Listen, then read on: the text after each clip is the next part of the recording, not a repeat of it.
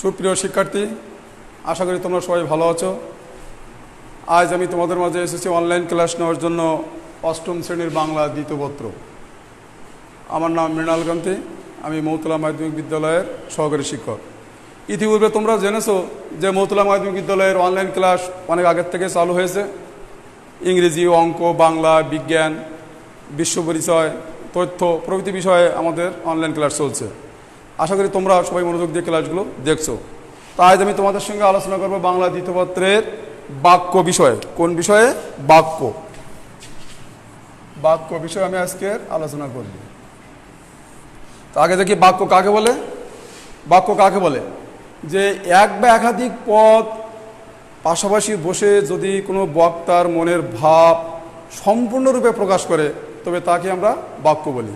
কি বললাম? যে এক বা একাধিক পদ পাশাপাশি বসবে এবং সেগুলো দিয়ে কোনো বক্তা যা বলতে চাচ্ছে সেটা যেন শ্রোতা সুন্দরভাবে বুঝতে পারে, মানে মনোভাবটা সুন্দরভাবে বুঝতে পারে, তাহলে তাকে বাক্য বলে। তাহলে সহজত প্রশ্ন এসে যায় যে পদ কি? আমরা ইতিপূর্বে ক্লাসে আলোচনা করেছিলাম যে শব্দ আর পদ মূলত প্রায় একই।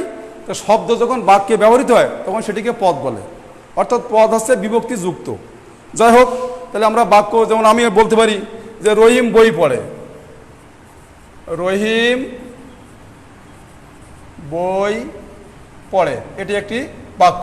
কিন্তু যদি আমি বলতাম বই রহিম পড়ে, দেখো একই পদ, এখানে যখন তিনটি পদ আছে, একটা দুটো তিনটি, আমি বলতাম বই রহিম পড়ে, এই পদগুলো যদি লিখতাম তাহলে কোনো অর্থ প্রকাশ পেত না, কাজে ওটা কোনো বাক্য হতো না। কিন্তু এটি আমার বাক্য হয়েছে, কারণ এর অর্থ সম্পূর্ণরূপে আমাদের গোচরীভূত হচ্ছে বা আমরা সম্পূর্ণরূপে বুঝতে পারছি। কাজে পদগুলো সুন্দরভাবে সাজানো থাকতে হবে, এটি হচ্ছে বাক্য। মূলত একটা বাক্যে কর্তা, কর্ম আর ক্রিয়া, একটি বাক্যে কর্তা, কর্ম, ক্রিয়াপদ থাকে। তবে এছাড়াও বাক্য গঠনে আরও কিছু কিছু শর্ত আছে। যেমন একটি সার্থক বাক্যের, আমরা যদি আলোচনা করি যে একটি সার্থক বাক্যের কয়টি গুণ থাকা দরকার।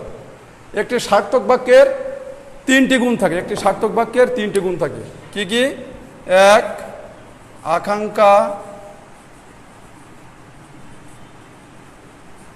দুই, আসক্তি;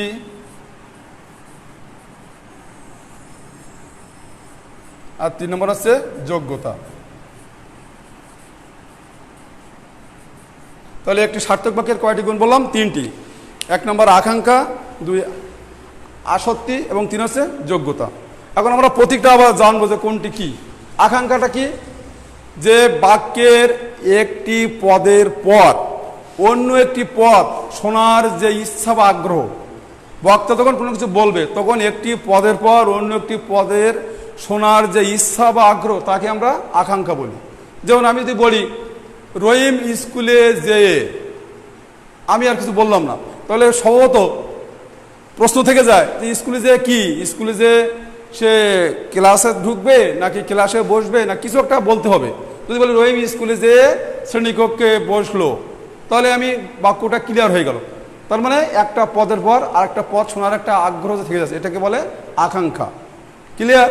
আমি আবার বলি যে বাক্যের একটি পদের পর অন্য একটি পদ শোনার যে ইচ্ছা বা আগ্রহ সেটিকে বলে আকাঙ্ক্ষা।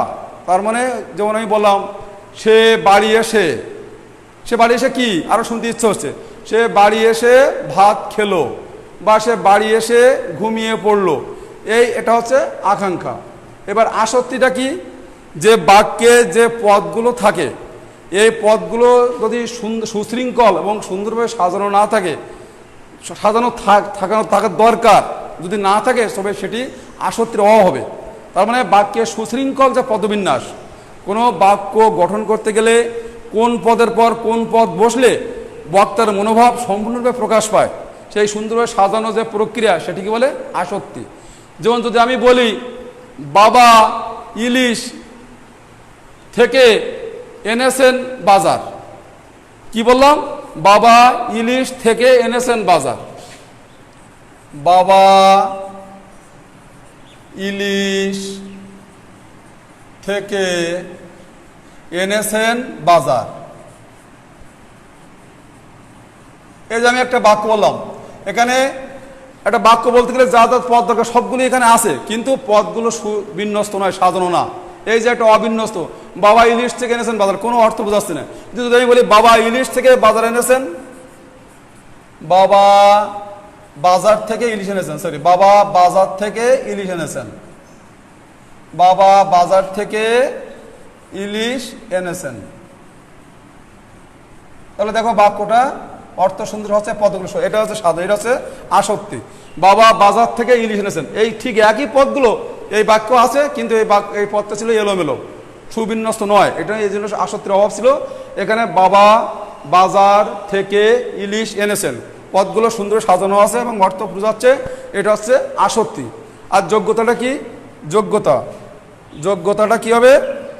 যে বাক্যের এই যে পদগুলির সঙ্গে এই যে ভাবের যে একটা মিলবন্ধন, পদগুলির অর্থের সাথে ভাবের একটা মিলবন্ধন বোঝালে সেটা হবে যোগ্যতা। যদি পদগুলির সঙ্গে বাক্যের ভাবের মিলবন্ধন না থাকে তবে সে বাক্যের যোগ্যতার অভাব থাকে। যেমন যদি আমি বলি ছেলেটি বড়শি দিয়ে নারকেল পাড়ে, এটা একটি বাক্য, কিন্তু বাক্যটা যোগ্যতার অভাব। কেননা কারণ আমরা জানি বড়শি দিয়ে কেউ কখনো নারকেল পাড়ে না, তাহলে এই বাক্যে যোগ্যতার অভাব আছে। বাবা যদি বলি ছেলেটি বড়শি দিয়ে মাছ ধরে, তাহলে এই যে ভাবগত আর যে অর্থগত পদের সবগুলো মিলবন্ধন থাকছে, এটিকে বলে যোগ্যতা। তাহলে আমরা সুন্দরভাবে বুঝতে পারলাম যে একটি সার্থক বাক্যে তিনটি গুণ থাকে: আকাঙ্ক্ষা, আসক্তি আর যোগ্যতা। আকাঙ্ক্ষাটা কি বলেছিলাম? যে একটা পদ শোনার পর অন্য একটা পদ শোনার যে ইচ্ছা বা আগ্রহ। আসক্তি কি বললাম? যে পদগুলি সুবিন্যস্তভাবে সাজানো থাকবে যেন একটা অর্থ সম্পূর্ণরূপে বোঝা যায়। আর যোগ্যতা কি বললাম? যে পদের সঙ্গে ভাবের একটা সুন্দর মিলবন্ধন থাকবে, সেটাকে হবে যোগ্যতা। তাহলে আমরা এখন জানলাম যে সার্থক বাক্যের কী কী গুণ থাকে। আচ্ছা, আমরা এটা নিশ্চয়ই তোমরা অনেক সময় নিচে ক্লাসে জেনে নিয়েছো যে একটি বাক্যের কয়টি অংশ থাকে? মূলত দুইটি অংশ থাকে। কি কি? উদ্দেশ্য আর বিধিহ। একটি বাক্যের কয়টি অংশ থাকে? আমরা কি বললাম? যে একটি বাক্যের দুইটি অংশ থাকে। কি কি? এক উদ্দেশ্য, আর দুই নম্বর আছে বিধিহ, যেটাকে ইংরেজিতে বলে সাবজেক্ট আর অবজেক্ট। উদ্দেশ্য আর বিধিহ। তাহলে সাবজেক্ট এবং প্রেডিকেট, সাবজেক্ট এবং প্রেডিকেট, উদ্দেশ্য আর বিধিহ। সাবজেক্টটা কি? উদ্দেশ্যটা কি? যে বাক্যের যার সম্বন্ধে কোনো কিছু বলা হয়, কোনো বাক্যে যার সম্বন্ধে কোনো কিছু বলা হয় তাকে বলে উদ্দেশ্য। যেমন রহিম ভাত খায়, এই বাক্যে কাকে উদ্দেশ্য বলা হচ্ছে? রহিমকে। রহিম হচ্ছে উদ্দেশ্য। আর উদ্দেশ্যকে উদ্দেশ্য সম্পর্কে যা কিছু বলা হয়, সাবজেক্ট সম্পর্কে যা কিছু বলে সেটা হচ্ছে প্রেডিকেট বা বিধিও। যেমন রহিম ভাত খায়, কার সম্পর্কে বলা হচ্ছে? কে ভাত খায়? রহিম। রহিম কি খায়? ভাত খায়। এই ভাত খায় হচ্ছে বিধিও। তাহলে আমরা জানলাম একটা বাক্যের দুটি অংশ, উদ্দেশ্য আর বিধিও। অনেক সময় এই উদ্দেশ্য বিধিও থাকা সত্ত্বেও বাক্যে অনেক সময় আবার অনেকগুলো অংশ থাকে। এটিকে আমরা কিভাবে জানি? এটিকে আমরা বলি খণ্ডবাক্য। কি বাক্য বলি আমরা? খণ্ডবাক্য। দেখি আমরা খণ্ডবাক্য আবার সে কি? খণ্ডবাক্য, হোয়াট ইজ খণ্ডবাক্য? খণ্ডবাক্যটা কি? খণ্ডবাক্য যে যখন একটি বড় বাক্যের কে ভেঙে আমরা অনেক সময় ছোট ছোট এক বা একাধিক দুটো অংশ থেকে তৈরি সমন্বয়ে একটি পূর্ণবাক্য তৈরি হয়।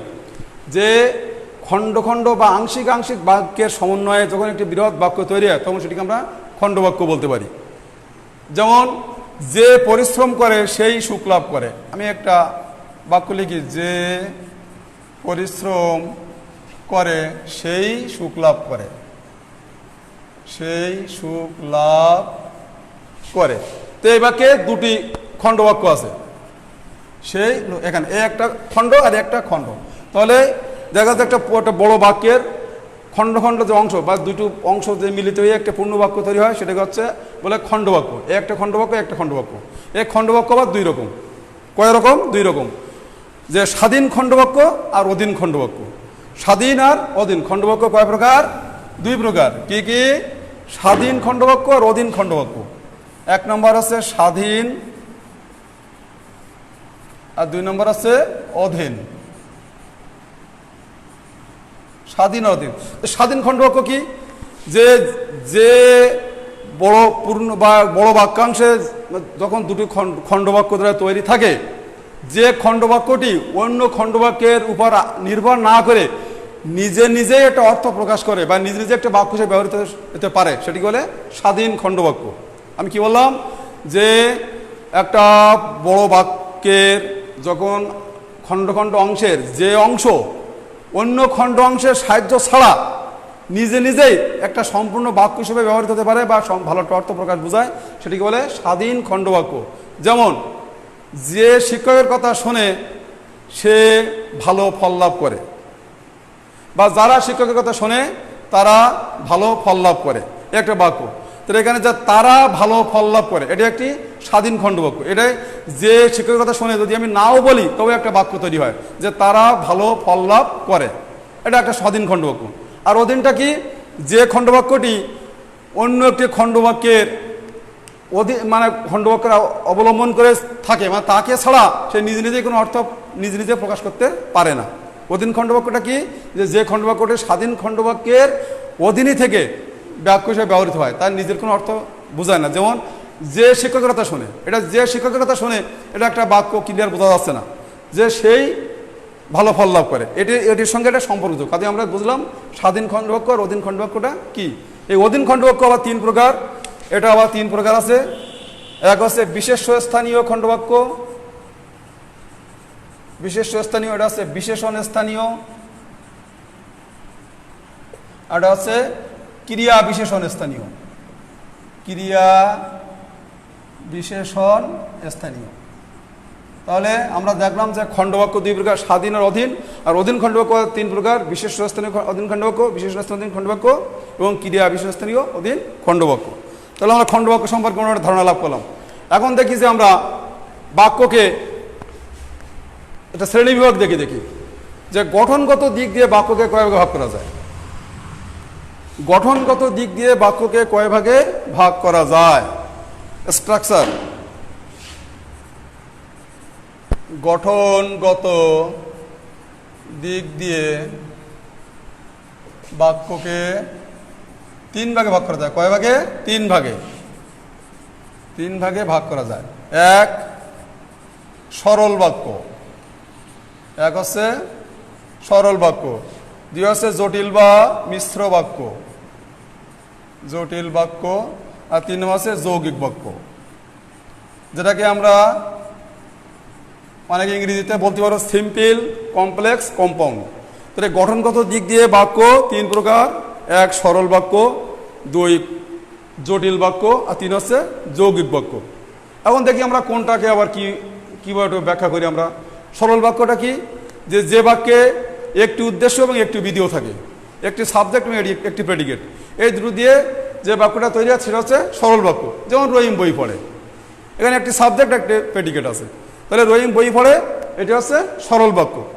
আর জটিল বাক্যটা কি, যে বাক্যে দুই বা একাধিক বা দুইটি খণ্ডবাক্য থাকে, দুইটি খণ্ডবাক্য দিয়ে গঠিত, সেটা হচ্ছে জটিল বাক্য। যেমন একটু আমি বলছিলাম যে পরিশ্রম করে সেই সুখ লাভ করে, এই যে দুটো খণ্ডবাক্য দিয়ে একটা বাক্য দিয়ে, এটা হচ্ছে জটিল বা মিশ্র বাক্য। তাহলে সরল বাক্যে শুধুমাত্র একটা উদ্দেশ্য একটা বিধিও, আর জটিল বাক্যে দুইটি আশ্রিত খণ্ডবাক্য থাকছে। আর যৌগিক বাক্যটা কি, যে দুইটি সরল বাক্য বা দুইটি জটিল বাক্য সমন্বয়ে, দুইটি সরল বাক্য বা দুইটি জটিল বাক্য একসঙ্গে মিশে যে বাক্য তৈরি হয় সেটা হচ্ছে যৌগিক বাক্য।